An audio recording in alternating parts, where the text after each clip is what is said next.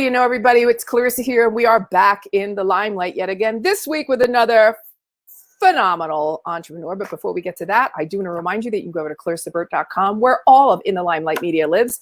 We are now on Apple Podcasts, Google Podcasts, Stitcher, Spotify, Pandora, and Inspired News Radio with the podcasts, obviously. And then the video is on Roku, Chromecast, Apple TV, Android TV, Amazon Fire, YouTube. I have to read it because I just don't have the memory to remember it all. Don't forget also the digital magazines. So In the Limelight, intelligent media for the savvy entrepreneur. By the time you see this, we'll probably have Pagani on our cover. He's a supercar maker out of Italy. He makes about 30 cars a year, and they start at about $3 million a car. So a good friend of mine, and he is going to be on the cover of our October issue. So with that having been said, I'm going to bring on our next superstar. His name is Athan Slotkin. There he is. Athan, out in Santa Monica. Yes, it doesn't look so sunny in here, but I am in Santa Monica officially. That is true. I'm sure it's sunny outside, and you're right there at the beach, so life can't be too tough at the moment. Not so bad. I traded for where I am in Phoenix, in the middle of the desert with triple digits. But with that having been said, you are an entrepreneur in your own right, but not only, you help others. You're a serial entrepreneur, really, and you're an award-winning business plan strategist, right? So business plans, I want to take a deeper dive on that. You're successfully have tested and launched multiple businesses across all industries. And you have helped probably over 700 entrepreneurs, I think, in the last year and a half or so, to package up their businesses, their business plans, financial models, and presentations, all while teaching them how to be stellar CEOs. I just read that off your website. It's just quicker. Yeah, and that's what I try to do at best. Right, exactly. So let me ask you this, and the question sort of comes to mind as we're going through, these last 6-7 months of 2020 and business plans. And I asked you before, are the best laid plans business plans, and are business plans the best laid plans when we've got stuff like COVID and riots and politics and all kinds of things going on? I mean, it's certainly a bit of an unusual time right now in the scheme of things, a bit of an anomaly in terms of that mash of things that's coming together at one time, right? But on the same token, if it's not that, right, it's something. It's always something that comes up, whether it's internal to your business, an external shock, whatever it is. So obviously this one's big, and we have to have respect for the fact that this one's bigger than average, needless to say. I mean, it's several things on top, but even when constructing your business in the start, whatever the business is, right, it has to have buffer room in there, because the only thing we know is I'm sure you know as an entrepreneur as well, is things are not going to go exactly according to plan. That's the only thing. Never a straight line. There's never a straight line. No, and so there's volatility that naturally exists, which is why when you're building out your financial and the financial model and approach of your business, there has to be buffer in there to account for the volatility. You don't even need to know exactly what it is, right? You just know that things are going to come up. Something's going to happen. Yeah. Something's going to happen. So with your ear to the ground right now, and you're working with, I'm assuming, solopreneurs and entrepreneurs, helping them build their businesses and whatever, all the other lovely things that you do for entrepreneurs and solopreneurs. I'm assuming you're working with people that are just, what is it that is their greatest fear or worry in the moment? So this, what's interesting is the trajectory, I would say, right? So if you go back to like March, April, right, there was definitely some worry that was going on, right? I mean, people were being forced, quote unquote, forced, right, into or pressurized into creating a diamond out of their business, right? And that meant in a lot of cases forced migration to digital and e-commerce where it wasn't maybe present in the past. We've even seen big brands have this problem. Large consumer packaged good companies were not far enough along in figuring out e-commerce, direct to consumer, things like that. And so this created pressure to be able to do that. There's a reason why we still can't receive wipes at our home. So they just quite haven't cracked that. Yeah. In the beginning, it was more about this kind of pressurization that existed. Will my business survive? That kind of thing. I think as things have gone on, people have realize that this is a bit more of the norm and that it's necessary that they're going to have to evolve or create something new.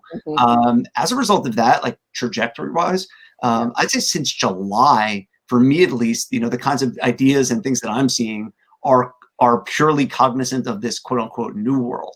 And representative of this new world and the fact that there's going to be some persistent behavior that exists. So for instance, I'm seeing certainly a lot of products that are cognizant of that, things in the sanitary space and things in the wellness space, as you might imagine, but also a lot of digital things that exist, and not just kind of like the tech things that we've always seen in the past that kind of make sense, but things that are very reflective of what's going on right now. So it's been an interesting evolution, I would say. Yeah, it really has. And I was watching this morning on, just how companies are trying to keep up and, with one another, I guess. And so Amazon obviously is a gajillion-dollar, business.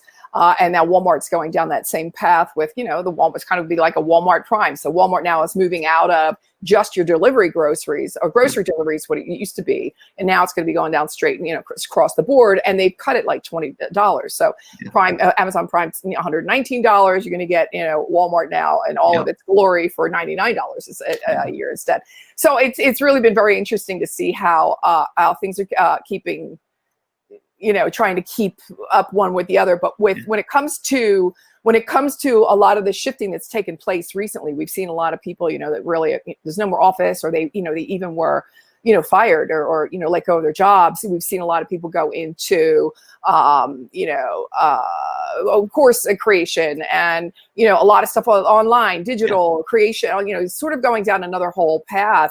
Zoom is now the new norm. I mean, I've been doing it for years, right? This is the way I've been kind of doing my business for a very long time. Now everybody's doing it. So it's really interesting to see. What do you think the projections are? Let's say in the next year and a half, where do you see everybody kind of moving toward? I mean, even if you go back to like 2008, right, when the recession hit, what you had as a result of it was a generation, more millennials, I would say, at that point, who were tarnished as a result of like traditional jobs, right? So historically, there was at least some allegiance that existed as it related to corporations and business. Recession hits, a lot of people laid off. Now all of a sudden, millennials, particularly in that time, were quote unquote jaded. More entrepreneurs and solopreneurs are coming on, and then you have the rise of the digital economy that exists, freelancing economy, and people have the capacity to create their own things. For Gen Z, this is their version of that 2008 shock that I feel like is existing, let alone the fact that you kind of had two segments that were a little bit more non-corporate to begin with to some extent, chicken or egg. So I think, these shocks will take, there were some people that were going to be entrepreneurs regardless or solopreneurs regardless, right? Like that was just the fact. But it's not going to take a lot of that middle segment who were kind of thinking about it and maybe got laid off or load, whatever it is. And now they just delve in. And I think once they see that it's safe, i.e. they're making some money and they're on their pathway, I think many of those people probably won't go back at that point. So this kind of interwoven, digital economy that exists is definitely on the continued rise, I think. Right. I just got off of an interview with the guy that started up Hard Rock Cafe.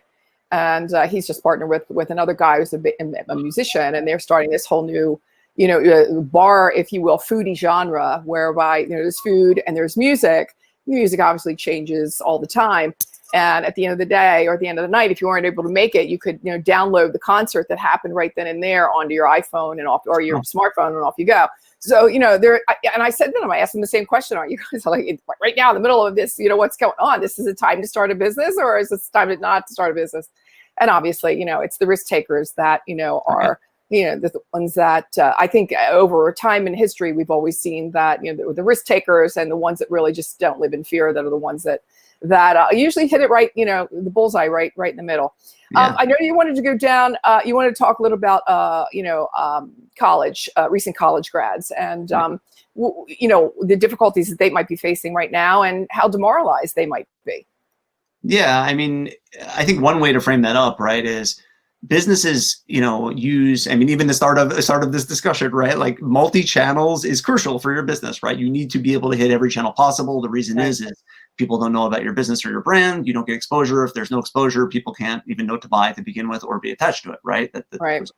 Many of those channels that exist, especially emerging channels, are only known by these younger demographics, as an example, right? Like how many people who are in, Gen X plus know anything about TikTok? And those are the people who are at the leadership. That's what I was watching, waiting for you, by the way. There you go. TikToking, waiting for you. Yeah. By the way, I'm talking about it as if I'm exactly an expert in it. Like, I love it. That's what I go to sleep to every night. It's TikTok. And I've been doing that a year and a half. I've been doing that. Oh, nice. And it's funny because I'm not, I'm a 61-year-old woman. I'm the last person you'd think. And now I've got my mother who's 80 turned on to it. So, you just never know. A great idea is just a great idea. You're correct. And, but I think these businesses, many of which are led by people maybe in 40s, 50s, 60s plus, right, which is pretty common, they need this expertise, right? Like brands need this kind of expertise. The people who are best suited to be able to give this expertise and know these products in and out are younger people at the end of the day, right? So number one, know that you may actually have some of the best experience on the market as it relates to certain things, right? Two, we do have this digital economy that exists, which frankly, when I was in school, did not exist, even a fraction of this level, and that's being generous. So there's this digital economy that exists. So I think the challenge that I would give is, okay, for the people who are going to be entrepreneurs anyway, you're just going to be an entrepreneur. But for those other like middle people who are kind of in between or feel a little bit, nervous or uncomfortable, I challenge the standard path here, to be honest with you. I know historically the standard path looks like corporate, but on the same token, a lot of people are not going to traditional university paths and they're taking other university paths. There's other ways that exist now, and those pathways are perfectly excellent, especially being young too. You can afford to try, right? Like the opportunity cost of your time is in what you're giving up in salary in this case is not as high as it would be theoretically later on. So you can take these chances and learn and get that really hands-on knowledge and try to solve for yourself. Use these platforms to be able to create your business. It's a pretty awesome time right now. So I know it may not feel like the intended path, but it might be a better one. You know what? There are an awful lot of really great networking groups online too. That'll be really great support that save time, save money, and quite frankly, we all know that we're so how are you dressed from here down? I mean, it becomes so comfortable to be able to work this way and to learn this way. Are you talking about networking groups, or are you talking about Reddit in this case, where they can go on forums and literally probably connect with business partners? That too. I don't have time for that sort of thing. But a lot of people now I've created my own mastermind. I've had many in the past, but I created a new one now because I see, especially in it with my contributors to the magazine and the people that I'm interviewing every day. The solopreneurs and the entrepreneurs that are, there's a little bit of floundering going on, a little bit of, oh no, and a little bit of the instability, I suppose, is what I'm trying to say. And so I think that there's comfort in numbers. And not only, but there's great exchange of fabulous information and resources, and everybody gets pumped up and jazzed at the end of the call. And I think that really does help. It's like a rah-rah session, if you will, or at least that's what I like to call it.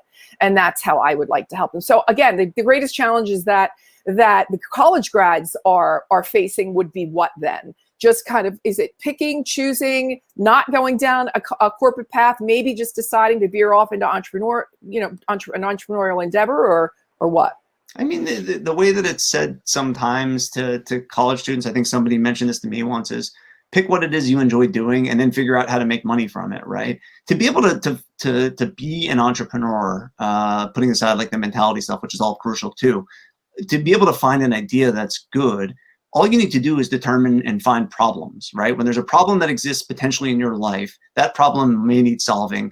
So you take that problem, you verify that there are other people that have the same problem as you, figure out what solutions exist and why they don't serve, and then you're on your way to a business at that point. When there are problems that exist, there's a solution that exists, and usually people are willing to pay for solutions at the end of the day, depending upon what they are. So it doesn't take too much to be able to generate the seed of a business and then actually develop. So I would actually say your point on mindset and being an entrepreneur, being lonely, of course, and feeling like you're isolated. Those are challenges that could exist, but there's a lot of opportunity otherwise. I think there's a lot of opportunity for freelancers also, the Upworks, the Fivers, and there's look, I don't remember when Fiverr was ever $5, by the way.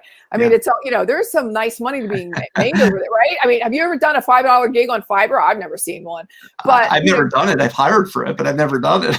No, that's what I mean. I've hired from it too, and I've never seen anything go by as $5, So there's really, really nice money to be made that way too. And again, as I said at the beginning, Udemy and Coursera and Thinkific, they're all just they're exploding through the roof. I mean, they can't keep up with all the different courses that that are coming on board. So I just I'd say package it all up. It's not that difficult to do. There's all kinds of courses about how to create courses, and that could be something that could be kind of be really sustainable and get you through it until something else either clicks or happens or whatever. What about LinkedIn? How are you? You have any thoughts about finding work or jobs there? Yeah, I mean, I think that's a perfectly good channel as well, right? These are people who usually have disposable income and who need help in certain things. And I think if you can be specific about what skill you offer to them and what the benefit would be, you can just use some kind of contact strategy to be able to blast people on there. And some percentage will be interested, and you'll be able to convert. So I think foundationally, like you're saying, you can go. I know people who have gone onto YouTube, watched videos on YouTube to study a skill, and then all of a sudden they have a business that's based on that one niche skill, whatever it is. So you can take that, go onto LinkedIn, blast out, use that as a free channel to be able to potentially contact people. And you're on your way to a business at that point. I think it's brilliant. Yeah, YouTube is a whole other animal. I mean, it takes a little bit to learn. It's not one of the 1, 2, 3, especially the TubeBuddy thing. It's like, oh my God, I got to figure all that out too. So what are your top 3 tips for developing an appropriate business model for a freelancer? I mean, I'd say, first and foremost, making sure you know what you're good at specifically, and also what you enjoy as well, is really crucial to figure out. From there, you want to figure out what your product or your service is going to be, right? So like, how are you going to package that up in an offering? And that may be the kind of thing that getting some customer research would be useful for, right? Find people who have this problem, figure out how they want to be served and what they feel comfortable with and what that exchange is. And it's okay to be very focused in the beginning. That's totally an okay thing. And then I'd say the third is, and it's an introspective one, know your numbers and your financials really well, right? So like, understand what it is you're potentially going to be making from the business revenue wise, right? Like what your pricing is going to be like and what your projections are there, but also understanding your cost side economics as well. And that includes like, what does it cost to be able to furnish and provide this service, but then also what other expenses go into your business. Push all of that together and figure out, where do you want this business to go? So are you happy being a solopreneur and having, practically no cost of service? The only cost of service is your time. Maybe you have a little bit of tools and overhead that exist and you're on your way and happy. Or do you want to build this thing out bigger? And if so, how do you get to it? How do you get it to a bigger point at that point? So just knowing those numbers really well from the start and being introspective of what you want, I think is really crucial. So let me ask you this. Do you think then that business plans are still as important as they once were for starting up businesses? Or, I mean, aren't business plans really, I've always heard, I never made one, aren't they kind of one of those kind of things that you do veer off, from, you veer away from, they're shifting and zigzagging, and, you're fixing them along the way. Are they really, I mean, today as important as they once were? Maybe in a different way, I would say. Historically, I had a similar thought and in reaction to that. I'd say there's a couple uses for them specifically right now. One is if you're trying to raise money and give a detailed view on your business, sometimes a deck may not be enough and you need to give more detailed context in your business. So I think that's number one. I think number two is actually going through the process of constructing the business plan will put you through the rigor to test all of the assumptions in your business, much like building a financial model. So I think it's actually very, very useful for that. Mm-hmm. And then I'd say number three is in keeping it as an internal document and having something to reference in case you ever go off track. So you can look back and be like, okay, here's what the plan was. Here's what the course of action was. We know we put a lot of thought and logic into it and strategy into it. Got it. We're back on task. I'd say it's good for those three reasons more than any of these days. More than anything. Where can everybody find you? I see you're on Facebook, Twitter, LinkedIn, YouTube, and Instagram. Yeah, no, Instagram is where I spend more time, and I try to provide tips for people on there. So you can catch me on there, or make fun of some of my pictures or whatever else. That's totally okay. I'll have to take a look. I'll come over and take a look, and then I'll ha my way through your whole feed. Athan Slotkin, it's been such a pleasure to have you on. I love all your ideas, your tips, and I know everybody else did too. So see you again, everybody. You can find Alan on Instagram, but he's pretty much everywhere straight across social. I want to thank you, Alan, for your time. Everybody, do not forget to be here next week. We're going to have another extraordinary interview, a whole bunch of stuff that you'll be learning. So stay with us here in the Limelight. We'll be talking to you again next week. Bye-bye now. Thanks for listening to this episode of the In the Limelight podcast, intelligent media for the savvy entrepreneur. You can listen to this and all of my podcasts on Apple Podcasts, Google Podcasts, Stitcher, Spotify, Pandora, and Inspired News Radio. You'll find all of my videos and the In the Limelight digital magazine on ClarissaBurt.com. And don't forget to connect with me on social pretty much anywhere. Stay well until we meet again in the Limelight.